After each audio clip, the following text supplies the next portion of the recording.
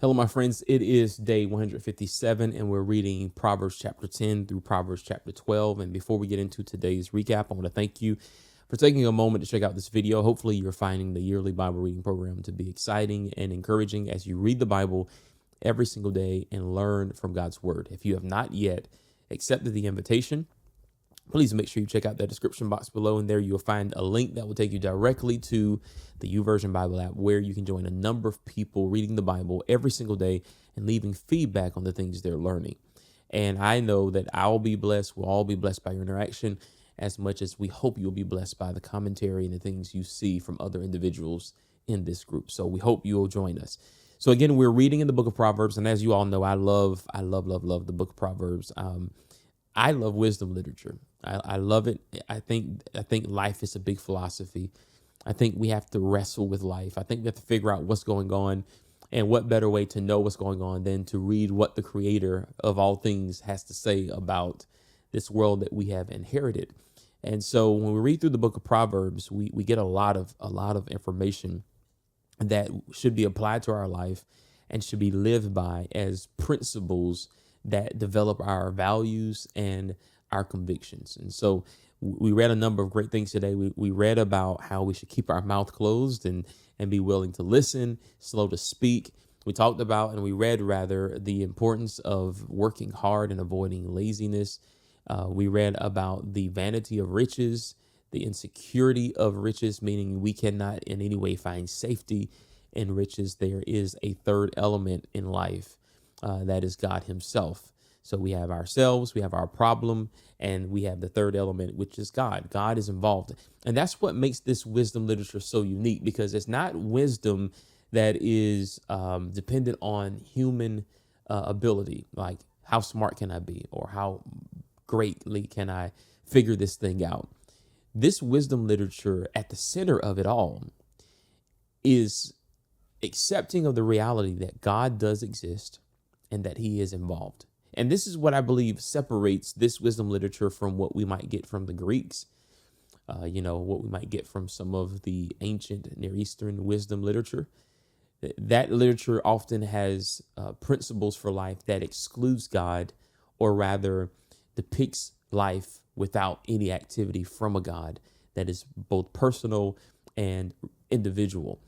What we read here is that this God that is motivating this, or rather dispersing this wisdom, sees himself as completely present. And this is why when we read things like not trusting your money, and not living disingenuous lives, these things work the way they're supposed to, because God sees to it that it will happen as his word is stated.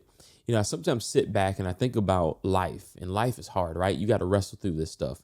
You can't really just sit back and just, think things are just going to happen the way they should. Sometimes that works, but most times you got to really, really grab life by the horns and think through this from a godly perspective.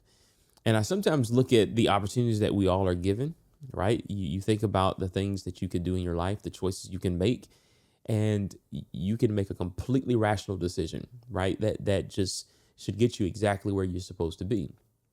But then that decision may be motivated by ungodly conviction.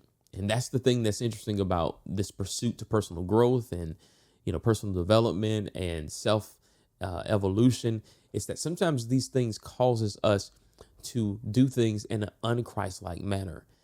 And the question is, because these are the rules of the game, right? You read the literature.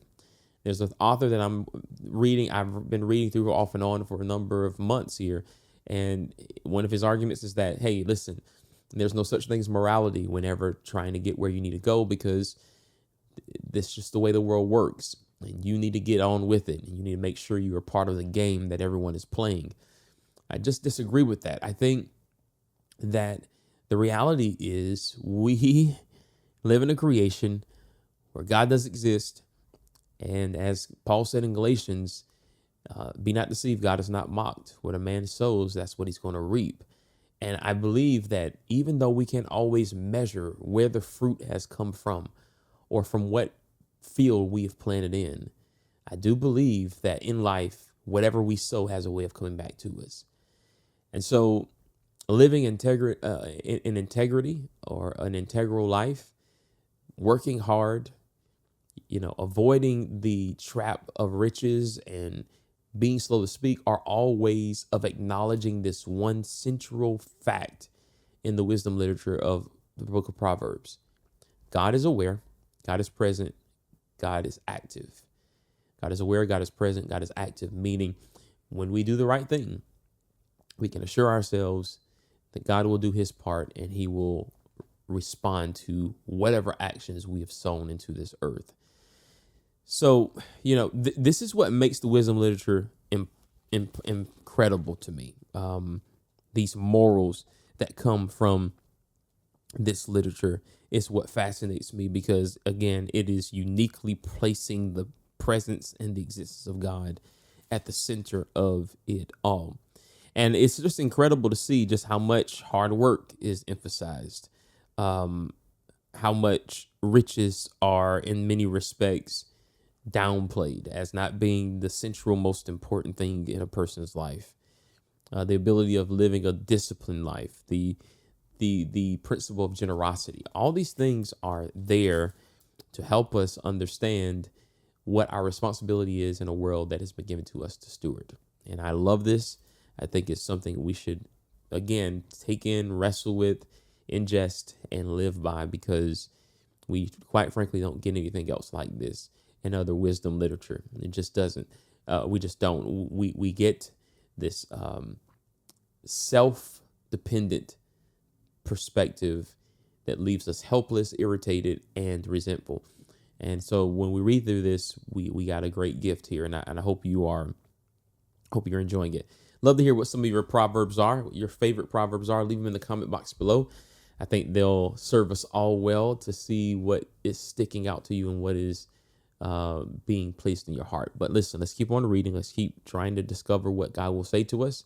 And I believe he will give us a tremendous understanding of how to make it through this very complex world that we're all a part of. Until next time, thank you for watching. Take care. God bless. And remember, live by the word.